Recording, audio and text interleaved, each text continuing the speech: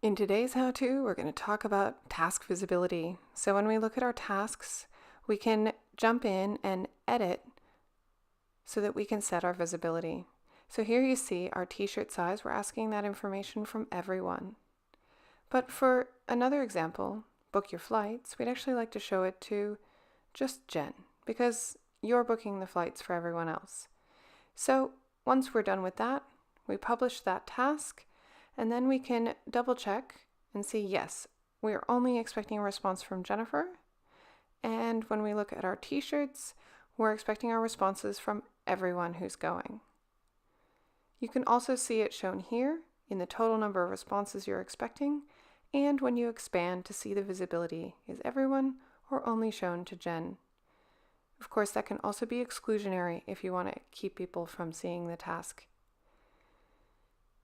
Now you can see this is what Jen looks at on her travel page. This is what Chris Kringle sees. He doesn't have to book his flight, so he only sees 3 tasks.